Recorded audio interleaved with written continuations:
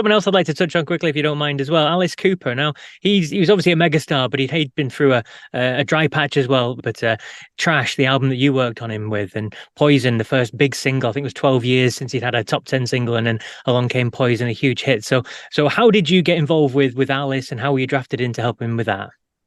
Well, there was I had a publisher at Deirdre O'Hara, and she was married to an A&R guy at Epic Records, Bob Pfeiffer, who had signed Alice Cooper.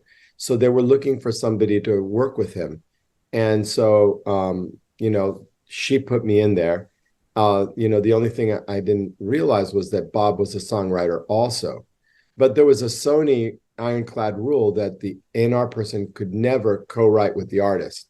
They had to remain neutral so they wouldn't be choosing the songs Yeah. they co-wrote, But anyway, he was, insisting, that he also be included as a songwriter and all that. And I said, absolutely not.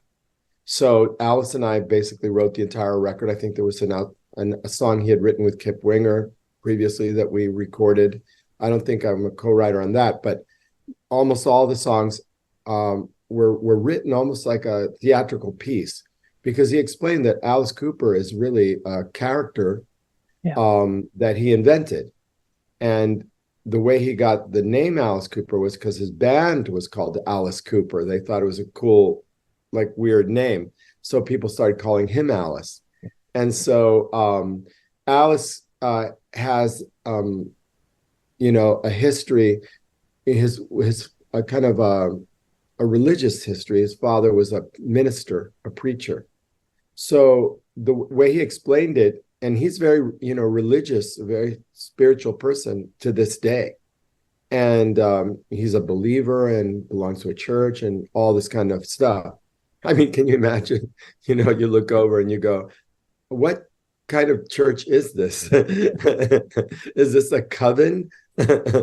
And so he said with Alice, if Alice cuts the head off a doll, for shock value, he has to have his head cut off by the end of the show in the guillotine, which he still has in his show, right? Yep. So there's always a moral lesson.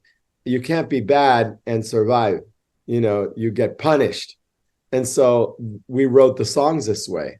And so, I brought every trick in the book to writing Trash, and also brought all the artists that I had been having success with, Aerosmith, Bon Jovi, Joan Jett.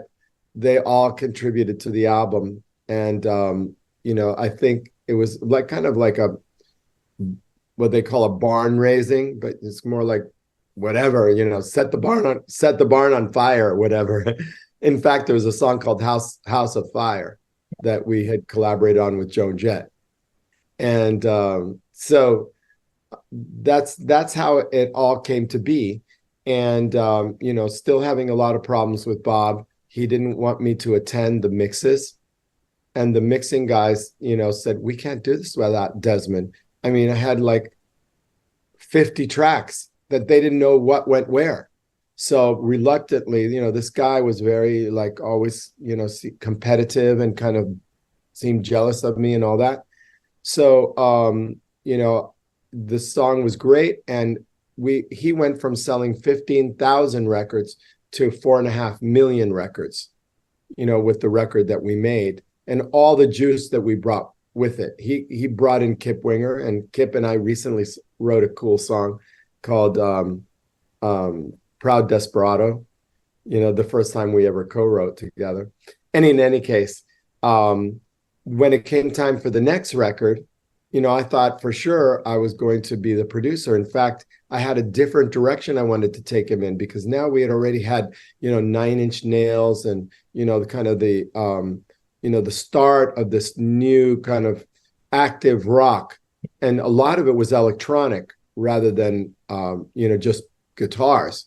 And I wanted to make, and also Ozzy Osbourne was like, in No More Tears, like very cool songs, and so that's the direction I wanted to take him in. And Bob convinced them not to hire me. So then Bob co-produced the album with this British producer, Peter Coop. Oh God, Peter Collins. And they started writing songs with Alice that were kind of like Desmond Child sound-alikes, with a lot of modulations on all this, but the songs, you know, it wasn't successful. And the label dropped him after selling 4.5 million records. Because that record only sold like 85,000 records. How do you go from 4.5 million to 85? And, you know, to this day, I still haven't been hired back. Oh. But we remain very good friends. And I love his wife, Cheryl. And a year and a half ago, I did an evening of my music at the Parthenon in Greece as benefit for the Acropolis Museum, with the hope of encouraging the return of the Elgin marbles, right? Yeah. And because they're religious artifacts, it's not just artwork. That if you talk to any Greek person, they'll start crying when they say that it was stolen from them 200 years ago.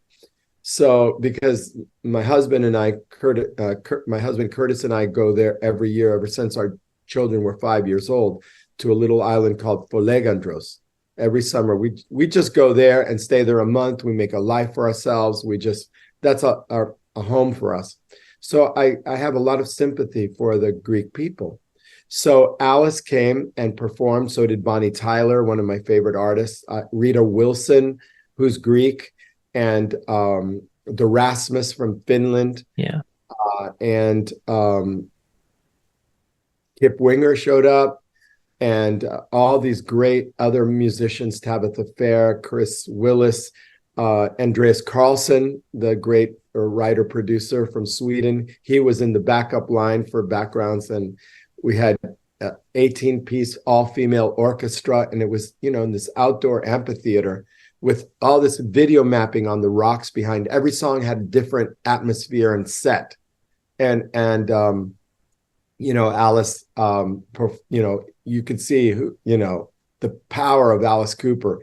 He comes out and the place went crazy, and he just held their attention, and he opened with Poison and then sang Bed of Nails, which is now in his show again, which is a song that was from Trash that had been forgotten, and people by popular demand started asking him to perform it. So he just he took that stage by storm.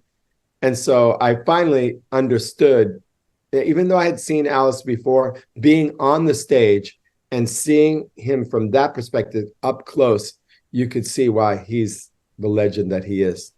Yeah, absolutely. And everyone always speaks really highly of him whenever I speak to anybody about Alice. I mean, what do you find when you worked with him? What's he like as a man?